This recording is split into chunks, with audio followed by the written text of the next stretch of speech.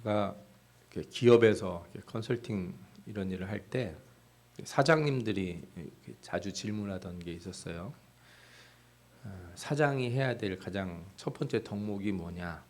쉽게 말하면 리더의 덕목이 뭐냐? 이런 질문을 해요. 제가 제시하는 리더의 덕목은 뭐였냐면 다음 세대를 잘 키워내는 거다. 내가 사장 그만두고 회사 떠날 때 다음 사장 될 사람을 잘 골라내는 거, 잘 길러내는 거, 이게 이제 리더의 덕목이고 맨 위에 사람이 해야 될 일이다, 이런 얘기를 하곤 했어요. 가정이든 기업이든 자기가 있을 동안에는 잘 되는데 죽고 나니까 가문이 기울어 버린다든지, 그죠? 회사가 힘을 잃어버리고 망한다든지, 나라도 만약에 그렇게 된다면 그 사람은 좋은 리더라고 할 수 없을 거예요. 일 잘하는 거는 리더에게 첫 번째 덕목이 안 돼요. 다음 세대 리더를 잘 키워내는 것 아주 중요하다, 이렇게 말씀드릴 수가 있어요. 오늘 본문에는 모세가 다음 세대의 리더를 선정하는 장면이 나와요. 모세는 80세에 부르심을 받았고 40년간 광야에서 이스라엘 백성을 이끌었습니다. 그는 하나님 말씀을 따라 가나안 땅에 들어갈 수 없게 됐어요. 그래서 남아있는 사람들, 이 백성들을 이끌고 갈 리더를 뽑아야 되는 상황이 온 거죠.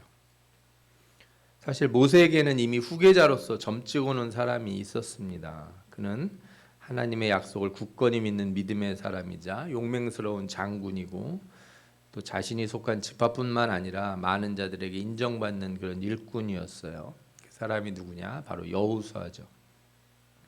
모세는 그를 오래전부터 자신의 곁에 두고 훈련시키고 가르치고, 또 그로 인해서 많은 도움을 받기도 했습니다.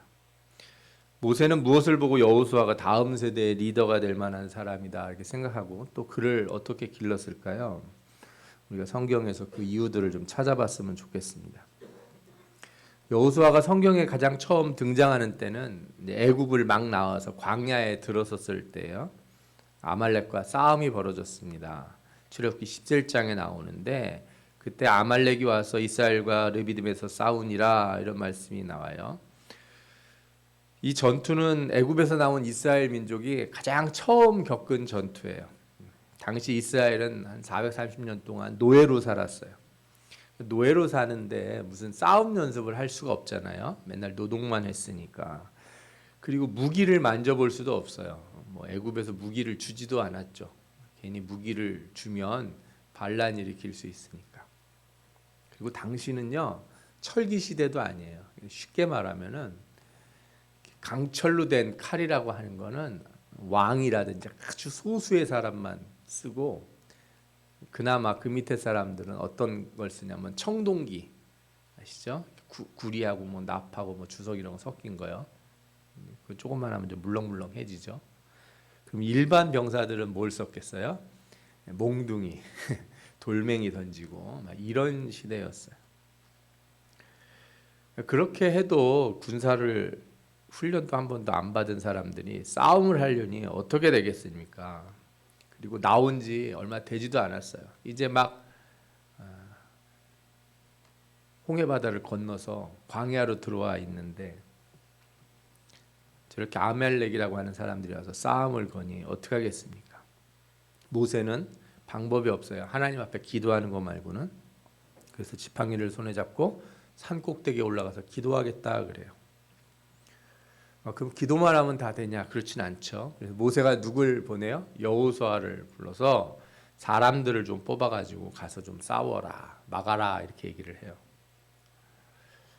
근데 이때가 어느 때냐 하면요, 이스라엘 사람들이 광야에 딱 나와서 물이 떨어지고 먹을 것이 없어서 원망하기 시작하던 때입니다. 이제 광야로 들어와서 한 며칠 지나니까 가져왔던 물도 다 없어지고 먹을 것도 떨어지니까 하나님 앞에 원망하기 시작하던 때였어요. 이런 때 누가 공격하고 괴롭히면은 어떻게 되겠어요? 다 돌아가려고 할 거예요.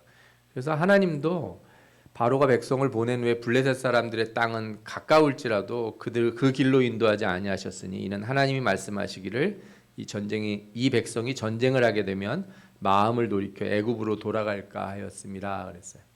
그러니까 싸움이라도 나면은 사람들이 못 살겠다, 돌아가자 이런 얘기 나올까 봐 일부러 이렇게 우회 길을 가고 있는데 그 우회 길에 아말렉이 나타난 거예요. 절대절명의 상황에서 모세는 기도할 수밖에 없는데 그동안 그 아말렉을 누가 막아야 되는가? 여호수아에게 지시를 해요. 그래서 여호수아는 사람들을 이렇게 데리고 나가서 싸우기로 합니다. 간단한 일처럼 보이지만 여호수아도 애굽에서 노동하던 사람이지 군인이 아니에요. 그리고 이끌고 나온 건 모세지 왜 갑자기 밑도 끝도 없이 나보고 나가서 싸우라고 그래요. 그리고 무기가 있습니까? 뭐가 있습니까? 생각해 보면은 성경에서는 그냥 간단하게 우리가 모세가 이렇게 손을 들면 이기고 손을 내리면 지고 이것만 보시는데 여호수아 입장에서 보면 정말 황당한 거예요.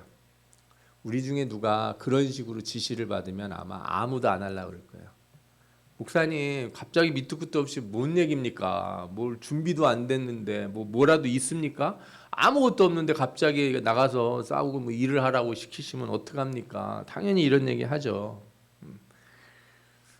그런데 이 우왕좌왕하는 상황 속에서 남다른 모습을 보인 사람이 바로 여호수아고 그는 모세의 명령을 따라서 자기처럼 믿음 있고 정신을 똑바로 차린 사람들을 데리고 나가서 아말렉을 막습니다. 거의 맨손으로 막다시피 막대기 하나 대충 들고 가서 어떻게든 막아선 거예요. 그래서 그 싸움에서 이겨요. 이걸 확실히 보면요, 리더가 될 만한 사람들은 어떤 사람들이냐, 준비가 되고 상이 차려져 있는 것에서 일하는 사람이 아니에요. 그렇죠? 뭐든지 다 정비가 잘 돼 있고 재료들이 다 있고 이렇게 쓸 수 있는 물건들이 다 있는 상태에서 자 여기 와서 좀 해주십시오. 이런 사람은 리더가 될 만한 제목이 아니에요. 진짜 리더는 아무것도 없는 상황에서도 명령에 순종하고 이렇게 나갈 수 있는 사람이어야 되죠. 만약에 어려운 상황 속에서 자신의 이익만 챙기는 사람이었다면 절대 희생하지 않으려고 했을 겁니다. 내가 왜 굳이 가서 싸워야 되냐. 여호수아가 바로 이런 특별한 사람이었어요. 어려운 상황에서 남들이 다 원망하고 우왕좌왕할 때 말씀을 따라 나가서 희생할 수 있는 사람. 모세는 그런 여호수아를 발견했고 그에게 일을 맡기기 시작을 합니다. 그 다음에 여호수아가 등장하는 부분은 출애굽기 33장인데 이때는 시내산에서 율법을 받아가지고 내려왔더니 밑에서 난리가 났던 때입니다. 송아지 만들어서 막 춤추고 놀고 막 먹고 마시고 막 엉망인 상황이 된 거죠. 그래서 모세가 십계명 돌판을 깨트리기도 하고, 그렇죠? 하나님은 이 백성에게 하나님을 온전히 섬길 수 있는 그 방법들, 그래서 회막과 율법들, 제사의 법들을 막 가르쳐 줬었는데 내려와 보니까 우상 섬기고 있으니 어떻게 되겠습니까? 그래서 모세가 어떻게 하냐면요, 이렇게 화를 내고 나중에 이게 진 바깥에 나가 가지고 이렇게 회막을 칩니다. 당시에는 이렇게 원래 이제 이스라엘 백성들이 광야에서 움직일 때는 정중앙에 회막이 있고 동서남북 그 12지파가 나눠서서 있었어요. 회막 주변에는 레위 지파들이 있고 대열을 갖춘 건 그 다음 일이에요. 한참 뒤에 일.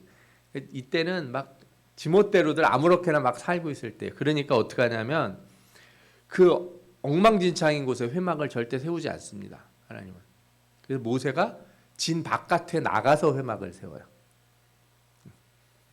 그리고 제사를 끝내면 다시 돌아와요. 하나님 말씀을 듣거나 해서 다 끝나면은 진 안으로 다시 들어와요. 그런데 들어올 때 누가 한 사람이 회막에 끝까지 남아 있냐? 여호수아예요. 여호수아. 출애굽기 33장 11절 보면 사람이 자기의 친구와 이야기함 같이 여호와께서는 모세와 대면하여 말씀하시며 모세는 진으로 돌아오나 눈의 아들 젊은 수종자 여호수아는 회막을 떠나지 아니하니라. 여기서 보면은 젊은 수종자 이렇게 돼 있어요. 이거는 단순히 종이나 부하라는 뜻이 아니에요. 조력자예요. 조력자, 협력자. 그러니까 모세에게 두 명의 조력자가 있었죠. 한 사람은 모세의 입이 되어 하나님 말씀을 전하는 스피커 역할을 해주는 아론이 있었다면, 여호수아는 모세의 비서실장 같은 사람이고 그를 가장 가까이서 돕는 거예요. 비서실장이 하는 일이 뭐예요? 제일 먼저 출근해서 준비를 하고 있고 제일 마지막에 퇴근하는 사람이 비서실장이에요. 기업에서 가보면은요, 누가 이렇게 승진을 잘하고 성공을 하냐. 뭐 요즘은 뭐 좀 시대가 많이 바뀌었다고 그러지만, 제가 직장 생활하고 사업할 때만 해봐도 성실한 사람, 부지런한 사람이에요. 제일 먼저 나와서 문 열고 제일 마지막에 문 닫는 사람. 그죠? 군대에서도 보면은 누가 장교예요? 제일 먼저 나와서 준비하고 제일 마지막에 뒷정리하는 사람이 장교인 거예요. 그게 지도자예요. 밑에 사람 시켜놓고 놀러 다니는 사람은 리더가 아니에요. 그런 사람은 리더의 자격이 별로 없어요. 모세가 여호수아를 봤더니 여호수아가 어떤 사람이었어요? 가장 먼저 가서 일하고 가장 마지막에 나오는 사람인 거예요. 내가 자리를 비워도 그 자리를 끝까지 지키는 사람이라는 거예요. 그렇습니다.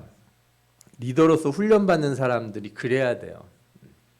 성실한 만큼 중요한 게 없다고 생각해요. 저는요, 우리 아들들한테도 그러고 여러분들 뭐 우리 청년들한테도 제가 여러 번 말씀드렸는지 모르겠는데, 공부 잘하는 거 그걸로 사회에서 성공하지 못합니다. 사회에서 성공하는 거는 성실한 사람이 성공해요. 사람들을 뽑을 때, 어른들이 사람들, 젊은 사람들 뽑을 때 어떤 사람들을 잘 뽑냐? 성실한 사람들이에요. 부지런하고 성실하고, 그렇죠? 책임감 의식 끝까지 있는 사람들. 그런 사람들이 자질이 있어요.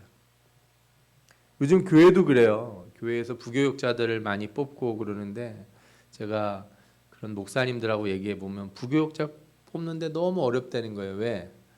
목사가 다 준비하고 오면은 이제 와가지고 제가 뭘 하면 되죠? 이렇게 묻는다는 거예요. 교회 직분자들도 마찬가지일 거예요. 제일 먼저 와서 교회 문을 여는 사람, 그죠?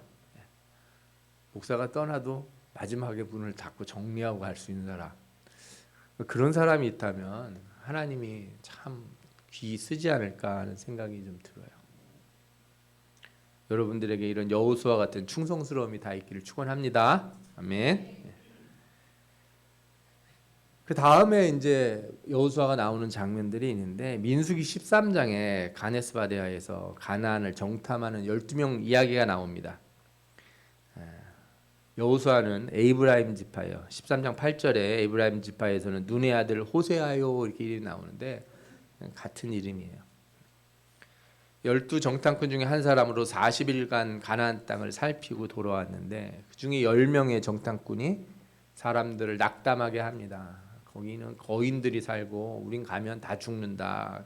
괜히 갔다가 개죽음 당한다. 막 이런 얘기를 한 거예요.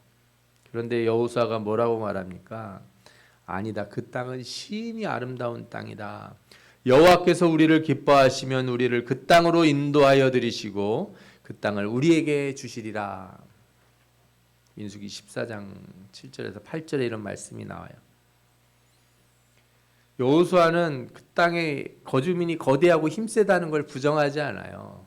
그 사람들이 우리보다 더 세고 키도 크고 안악자손 같다는 걸 부정하는 게 아니에요. 그런데 한 가지를 붙여요. 뭐라고요?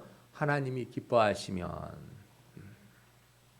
여러분, 하나님이 어떤 걸 기뻐하시나요? 하나님이 기뻐하시는 게 뭡니까? 히브리서에 보면 나오죠. 믿음이 없이는 하나님을 기쁘시게 못한다. 그러니까 이 말은 이렇게 바꿀 수 있어요. 우리가 믿음을 가지면 그 땅은 우리의 땅이 된다. 거기에 있는 사람들이 세고 크고 강한 거 안다. 그러나 우리에게 뭐만 있으면? 믿음이 있으면, 우리가 믿음이 있으면 하나님이 기뻐하실 것이고, 하나님이 기뻐하시면 그 땅을 우리에게 줄 것이다. 그러니까 백성들 앞에서 믿음을 주문할 수 있는 사람. 앞서서 말한 것들이 세상에서도 통용되는 리더의 자질이라면 이 세 번째 조건은 하나님 나라의 리더가 되는 사람이 할 일이에요. 그래서 교회에서 우리 신앙인들은요, 이렇게 환경이나 조건을 보고 얘기하면 안 돼요. 상황 보니까 어렵겠습니다. 돈이 없어서 할 수 없습니다. 우리 교회 뭐 사람도 몇 명 안 되는데 뭘 하겠습니까? 이래 버리면은 못 하는 거예요. 뭐가 있으면 된다고요? 믿음이 있으면.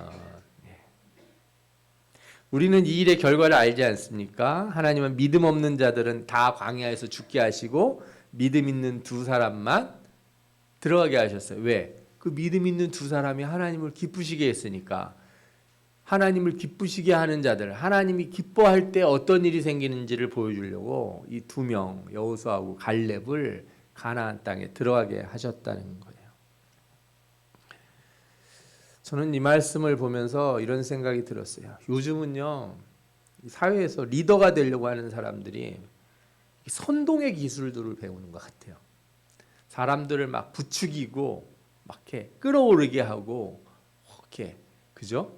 뭔가 이게 보글보글 끓게 만드는, 소위 정치가 그런 거 아닌가 하는 생각이 들 때가 있어요.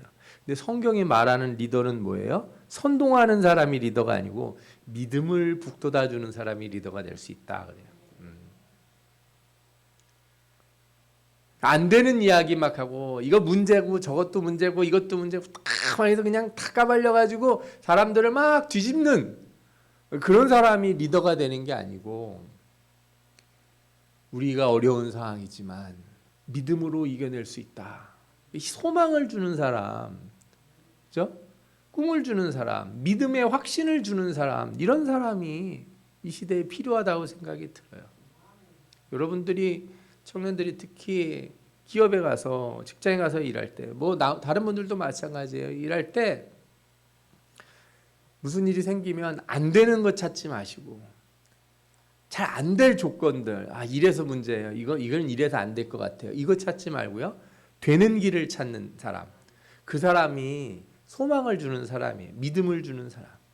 이런 사람들은 하나님이 쓰시고, 이런 사람은 세상에서도 널리 중용받는 사람이 될 줄 믿습니다. 모세가 이런 여호수아를 보고 이 사람이야말로 다음 세대 리더가 될 만한 사람이겠구나, 이렇게 생각을 하고 자기 곁에 두어요. 그런데 오늘 본문을 자세히 읽어보면 제가 지금까지 설명해드린 내용이 좀 안 맞는다 싶은 생각이 드실 거예요. 왜냐하면 민수기 27장 16절에서 17절 이렇게 말씀이 나와요. 여호와 모든 육체의 생명의 하나님이시여, 원하건대 한 사람을 이 회중 위에 세워서 그로 그들 앞에 출입하며 그들을 인도하여 출입하게 하사, 출입한다는 말이 뭐냐면 다스린다는 뜻이에요. 사무엘상 같은 데 보면은 다윗이 백성들 앞에 출입한다 이런 표현들이 있는데 다 관리하고 다스린다 이런 히브리 말이에요. 직역을 해서 그래요. 그들을 인도하여 출입하게 하사 여호와의 회중이 목자 없는 양과 같이 되지 않게 하옵소서. 말씀을 가만히 들어보면 모세는 지금까지 여호수아를 자기 밑에 두고 이렇게 키우고 자질도 있고 믿음도 있고 여러 가지 면에서 뛰어나니까, 하나님, 제가 보니까 여호수아 말고는 마땅한 사람이 없습니다. 얘를 좀 써주십시오. 이렇게 기도할 줄 알았더니 뭐라고 기도해요? 하나님이 이 회중에서 한 사람을 세워가지고 리더를 삼아 주십시오. 이렇게 얘기해요. 마치 자신이 정한 뜻이 없거나 정한 사람이 없다는 듯이 말을 합니다. 다음 세대 리더를 준비시키고 그렇게 훈련시켰음에도 불구하고 모세가 왜 이렇게 기도했을까요? 그거는 리더를 정하는 것이 사람의 준비에서 이루어지는 게 아니고 하나님의 뜻이 있어야 된다는 것을 잘 알기 때문에 그렇습니다. 만약에 이런 생각이 없으면요, 모세는 여호수아를 쳐다보지 않아요. 그리고 여호수아한테 이렇게 훈련시켰을 거예요. 너 열심히 노력해서 나중에 내 아들이 지도자가 되거든, 내 아들을 잘 섬겨달라, 이렇게 부탁을 했을 거예요. 모세는 왕궁에서 태어났어요. 왕은 누가 세습을 합니까? 아들이 세습을 하는 거예요. 왕족이 세습을 하는 거예요. 모세가 40년을 왕궁에 있었는데 그거 모를 리가 없어요. 주변 나라들, 주변 민족들, 부족을 보면 다 부족장의 아들이 부족을 이끄는 거고, 민족의 그죠? 리더인 그 왕이 된 사람의 아들들이 왕이 되는 거지. 나때로 딱 끝을 내고 다음에 누가 될지 모르지만 하나님이 정하십시오. 이러는 거는 거의 역사적으로 전례가 없는 일이에요. 그런데 성경에는 모세가 한 번도 자기 아들들을 리더로 세우려고 노력을 하지 않았다는 걸 알게 돼요. 언급조차도 안 합니다. 요즘 와서는 당연하죠. 요즘은 뭐 민주주의라고 그래서 투표해서 뽑으니까. 물론 우리 윗동네 사는 애들은 뭐 3대 4대째 저러고 있긴 하지만 좀 이상한 일이고, 일반적으로는 다 투표를 하죠. 근데 이 시대는 그런 시대가 아니었단 말이에요. 모세는 자기가 민족에 대한 선한 뜻을 품었어요. 그런데 그 뜻을 품었지만 하나님이 자신을 쓸 때까지 기다렸어야 되는 걸 알게 돼요. 내가 준비하고 내가 노력하고 내가 계획한다고 리더가 되는 게 아니고, 누가 부를 때 리더가 될 수 있어요? 하나님이 부를 때.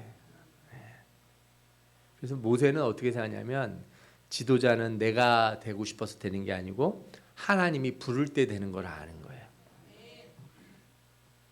나는 다음 세대를 길러내고 리더가 될 사람을 기르지만 이 사람을 부를지 말지는 누가 결정하는 거예요? 하나님이 결정하는 거예요. 모세의 이런 태도는 성경에 많이 나타나요. 민수기 11장에 보면은 만나를 먹던 백성이 고기를 먹다고, 고기 달라고 난리를 쳐서 하나님이 어떻게 해요? 메추라기를 택배로 쫙 보냅니다. 그죠? 예. 한 1m 높이로 쌓일 정도로 애들이 날 잡아먹으셔 하고 광야의 바닥에 확 깔려요. 그러다가 하나님이 진노하시죠. 이빨 사이에 고기가 껴서 다 빼기도 전에 하나님한테 진노를 받고 혼나요. 근데 이 과정에서 이 모세의 리더십에 저항하던 사람들이 있는데 70명의 장로들이에요. 하나님의 영이 임해서 이 사람들이 예언을 하기 시작합니다. 근데 2명이 장막 안에서 나오지 않고 자기 진영 안에 있는데 그 진영 안에서 예언을 하는 거예요. 하나님의 영이 임해서 예언을 한다는 거는 그가 특별한 하나님의 선택을 받고 능력을 받았다는 표시가 되니까 여호수아가 그걸 보고서 이건 아닌 것 같아. 저런 걸 하려면 모세 앞에 나와서, 리더 앞에 나와서, 지도자 앞에 나와서 하고 통제를 받아야지, 지멋대로 막 자기 있는 데서 막 하고 그러면 안 되지. 그래서 모세를 찾아가서 얘기합니다. 택한 자 중 한 사람 곧 모세를 섬기는 눈의 아들 여호수아가 말하여 이르되, 주 모세여 그들을 말리소서. 그랬더니 모세가 뭐라 그래요? 그에게 이르되 내가 나를 두고 시기하느냐? 여호와께서 그 영을 그의 모든 백성에게 주사 다 선지자가 되게 하시기를 원하노라. 모세는 그 지도자의 자리, 그 리더의 자리에 연연한 사람이 아니에요. 모든 사람이 다 하나님의 영을 받아서 그렇게 나처럼 돼도 괜찮다. 그게 내가 오히려 바라는 바다. 저도 어떤 모임들 같은 데 가보면요, 정말 불쌍하다고 느껴질 때가 있어요. 그 몇 명 되지도 않는 사람들 사이에서 그 회장 한번 하겠다고, 그 안에서 조금 좀 높은 자리에 앉아보겠다고.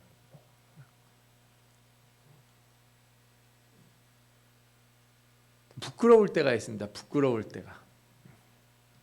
내가 돈을 조금 더 내지 않았냐? 아니, 조용히 밥값 내고 가는 사람이 이렇게 존중을 받을 텐데, 내가 10,000원 더 냈다고, 내가 10,000원 더 냈으니 나한테 고기라도 한 점을 더 줘야지, 막 이렇게 얘기하는 거 보면은 참 너무 아쉬워요. 안타깝고 불쌍해 보이기까지 해요. 사람들은 자신의 정치력, 자신의 지식과 학력, 재력 뭐 이런 걸로 막 포장을 하고 자기 자리를 지키려고 그렇게 애를 써요. 그런데 하나님의 나라는 그런 걸로 자리를 얻는 게 아니에요. 하나님의 뜻에 순종하고 하나님이 쓰신다고 할 때 아멘으로 순종하냐 마냐, 이게 그 사람의 자리를 결정하는 거예요. 내가 어떤 사람이 되느냐는 내가 순종하느냐 마냐로 결정되는 거지, 나는 이 자리에 있을 겁니다. 내가 이 정도 교회 오래 다녔으면 나는 이 정도는 돼야 됩니다. 나를 이 정도 존중을 해줘야지. 이렇게 해서 자리를 얻는 게 아닙니다. 그 모세는 누가 예언을 하든 안 하든 자기가 막을 이유도 없고 권한도 없다는 걸 너무 잘 아는 거예요. 이런 일들을 여호수아가 보게 돼요. 내가 훈련을 받아도 나도 내 아들을 리더로 만들거나 내가 무슨 왕가를 만들거나, 여호수아는 전혀 이런 생각을 안 해요. 나중에 여호수아서 후반에 보면은 장로들 다 모아놓고 나는 어떻게 해요? 하나님만 섬기겠다. 우리 집은 하나님만 섬기겠다. 그리고 다른 사람이 또 사사가 돼요. 이스라엘 시대에 사사 시대만큼 하나님을 온전히 의지하면서 이 나라 체계가 돌아간 적이 없어요. 물론 백성들은 엉망으로 살아서 고난을 당했지만, 저도 참 이런 시대가 됐으면 하고 바랄 때가 있어요. 이런 시대가 됐으면 참 좋겠다. 하나님이 정하시는 사람들을 리더로 세울 수 있고, 어떤 사람도 하나님이 하신다고 그러면은 순종하고 엎드릴 수 있는 사람. 그러니까 모세는요, 다음 세대를 훈련시키지만 자기가 정하질 않아요. 훈련받는 사람도 내가 훈련은 받지만 훈련받았다고 내가 리더가 된다고 생각하지 않아요. 나는 열심히 준비하지만 날 세우든 안 세우든 그 누구의 뜻이에요? 하나님의 뜻이에요. 그러니까 모세가 다음 세대 리더를 길러내는 일, 또 여호수아가 다음 세대의 리더가 되기 위해 훈련받은 일은 다 누구에게로 귀결되냐? 하나님의 손에 딱 귀결이 돼요. 당연히 하나님은 이런 사람들을 쓰시겠죠. 그래서 모세가 여호수아의 이름을 한마디도 거론을 안 했는데 하나님께서 어떻게 해요? 눈의 아들 여호수아는 그 안에 영이 머무는 자다 그래요. 여호수아 안에 나의 영이 있다 이렇게 얘기하는 거예요. 너는 그를 데려다가 안수하고 제사장 엘르아살과 온 회중 앞에 세우고 그들의 목전에서 그에게 위탁하여 내 존귀를 그에게 돌려 이스라엘 자손의 회중을 그에게 복종하게 하라 이렇게 말씀합니다. 이 말씀도 잘 들어보면요, 전임자가 후임자에게 어떻게 해야 되는지가 잘 나와요. 앞선 리더가 뒤에 사람에게 어떻게 해야 되는지.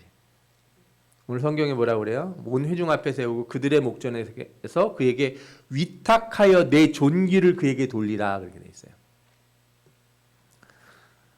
최근에도 어떤 모임에 갔는데 항상 전임 회장님들 참 어려워요. 전임 회장님들이 왜? 회장님이 이렇게 있는데 전임 회장님들이 딱 와서 한마디 하면 회장님이 어떻게 해야 돼요? 다 머리를 숙이고 들어야 돼요. 그런데 전임 회장님은 어떻게 해야 돼요? 후임 회장에게 존귀를 다 돌려야 돼요.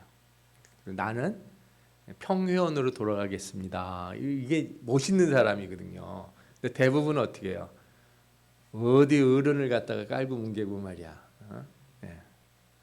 네가 회장이면 회장이지 나도 다 회장해봤어. 이렇게 얘기하는 분들이 거의 뭐 99.9%예요. 참 이렇게 내가 하나님이 나를 택하셔서 나를 세우셨어요. 다음 사람을 하나님이 또 고르셨어요. 그러면 내가 가진 걸 뭐 어떻게 해야 돼요? 다 넘겨줘야 되거든요. 내 존귀를 다 넘겨줘야 돼요. 많은 사람들 앞에서 내가 이 사람이 리더가 됐으니까 이 사람을 따르십시오 하고 자기가 먼저 엎드려야 돼요. 모세가 이걸 했다는 거예요. 모세가. 이거 얼마나 대단한 사람인지 몰라요. 이런 모세를 본 여호수아가 어떻게 했겠어요? 자기가 나중에 가나안 땅을 정복하고 첫 번째 사사가 세워질 때 자기도 똑같이 해요. 이러는 거예요, 이게 다음의 리더들을 세워지는 길이에요. 여러분들 예를 들어서 여러분들이 뭐 직분을 가지고 있잖아요. 권사나 장로나 안수집사나 제가 목사라는 직분이 있어요. 여러분들이 저한테 존중을 표하시는 건 저라고 하는 개인한테 하시는 게 아니고 하나님이 주신 그 목사라는 직위에 하는 거예요. 무슨 뜻인지 이해가 되시죠? 예. 그러니까 군인들이 경례를 할 때 저 사람을 존중해서 경례를 하는 게 아니고 뭐에 경례를 하는 거예요? 그 직위에 나라가 세운 그 체계, 군대 내에 체계가 있으니까 그 체계를 존중하고 내가 아무리 저 사람 꼴 보기 싫어도 나보다 높으면 어떻게 돼요? 경례를 하는 거예요. 그럼 경례를 받는 사람도 어떻게 해야 돼요? 저 사람이 내 밑에 바싹 기는구나 이렇게 생각하면 안 되죠. 저 사람이 나한테 존중을 표하는 게 아니고 하나님이 내게 주신 그 직책에 직위에 존중을 표하는 거니까 겸손해야 되는 거예요. 왜? 하나님이 이 직위를 내게서 걷어가시면 어떻게 해요? 나도 내려가야 되는 거예요. 하나님이 걷어가셨는데 내가 그 자리에 끝까지 서가지고 그걸 붙들고서 왜 당신은 나한테 존중하지 않냐 잃어버리면은 그러면 사회가 꼬입니다. 다 꼬여버려요.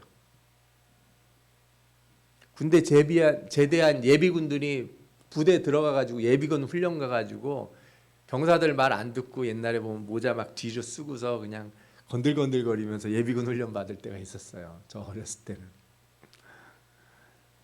그럼 군대가 당나라 군대가 되는 거예요. 그런 식으로 돌아가면. 진짜 그래서 좋은 리더는 누구냐? 다음 리더를 존중하는 리더예요. 그리고 그걸 보고 배운 리더가 자신도 그런 리더가 될 수 있는 거죠. 여러분, 요즘 세대 간 갈등이 크지 않습니까? 뭐 이 세상만 얘기할 게 아니에요. 가정 안에서도 그래요. 여러분들은 어떤 사람들을 만들어내야 돼요? 우리 집에 가장을 만들어내야 될 의무가 있는 사람들이잖아요. 그죠? 가장을 만들어내려면 그들을 훈련시켜야 되는 거예요. 싫은 소리도 하고 좀 믿음을 위해서 기도도 하고 여러 가지로 해야 되는 거죠. 그리고 자녀들이 어느 위치에 올라서 결혼을 하고 가정을 세우려면 그들을 어떻게 해야 돼요? 가장으로서 존중해 줘야죠. 얼마나 요즘 이런 게 엉망으로 돌아가는지 저희 아들이 군대에 있는데 군대에서 콩밥이 나왔다고 엄마가 전화를 했다는 거예요. 군대 우리 아들 콩 못 먹는다고. 제가 예전에 뭐 큰 우리나라 이렇게 손에 꼽을 대기업 그 인사팀 얘기를 들었는데 엄마가 찾아왔다는 거예요. 우리 아들은 지방에 발령 보내시면 안 됩니다. 그래서 엄마가 인사팀으로 찾아왔다는 거예요. 정말 망치는 길이에요. 그죠? 리더들을 못 만들어내는 아주 그냥 전형적인 모습들이에요. 부모가 자녀들이 리더가 되는 걸 보면은 불안할 때가 많죠. 우리 젊은 세대들이 뭐 하는 거 보면은 걱정스러울 때가 많이 있습니다. 저래 가지고 어떻게 하려고 그러냐. 생각이 없고 경험이 없고. 여러분들은 계속해서 경험이 쌓여요. 그죠? 절대 여러분들의 나이에 경험에 도달할 수 없어요. 왜냐하면 나이 차이가 있잖아요. 그런데 나도 어렸을 때 청년의 때가 있었고 나도 어렸을 때 사원 주임 대리 때가 있었잖아요. 그러면 올라가는 길에 하나님이 함께 하실 걸 믿고 하나님이 저를 택하셔서 저로 하여금 가정을 이루게 하시고 저로 하여금 기업에서 일하게 하시고 저로 하여금 사업을 이끌게 하고 저로 하여금 교회 안에서 직분을 맡게 하셨으면 하나님 앞에 의탁하고 존중해주고 기도해줘야 되는 게 옳지 않을까 하는 이런 생각을 하게 됩니다. 이 점에서 오늘 본문은 우리에게 깊은 울림이 있다고 생각이 듭니다. 사회뿐만 아니라 가정에서 우리가 어떻게 자녀를 기르고 다음 세대의 리더들을 세워야 될 것인가. 여러분들은 세상에서 일어나는 정치적인 일들과 많은 문제들을 보면서 어떻게 해야 이 나라, 이 대한민국의 다음 세대 리더들이 바로 서게 만들 수 있을까? 이런 것들을 말씀을 통해 교훈받고 또 기도해야 될 줄 믿습니다. 분명히 오늘 성경에 나오는 여호수아는 희생이 있고 부지런하며 끝까지 충성하고 무엇보다 믿음으로 하나님을 기쁘시게 하는 자가 되었습니다. 그리고 그는 하나님의 뜻을 기다려요. 그가 택하실 때까지 기다리는 사람이에요. 저는 40년을 준비해서 다음 사장이 되라 만약에 누가 이렇게 얘기한다면 당신은 다음 일을 맡게 될 건데 40년을 내 밑에서 고생을 해야 된다. 40년 아무도 안 기다리려고 그랬거든요. 어느 교회에서 부목사에게 내 밑에서 40년 고생하면 목사할 수 있어 그러면 하겠습니까? 그런 목사님 별로 없을걸요. 기업에서도 마찬가지고 참 쉽지 않은 일이에요. 여호수아가 참고 인내했어요. 그리고 40년이 됐더니 뭐라고 그래요? 하나님이 정해 주십시오 이러는 거예요. 그 놀라운 것을 다 견디고 받아들인 이 사람이 나중에 이스라엘 민족을 이끌고 가나안 전쟁을 승리로 이끄는 리더가 됐다는 거예요.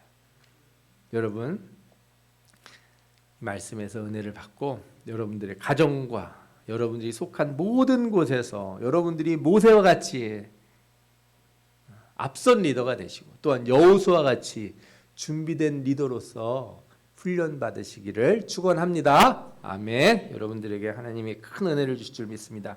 우리 다 같이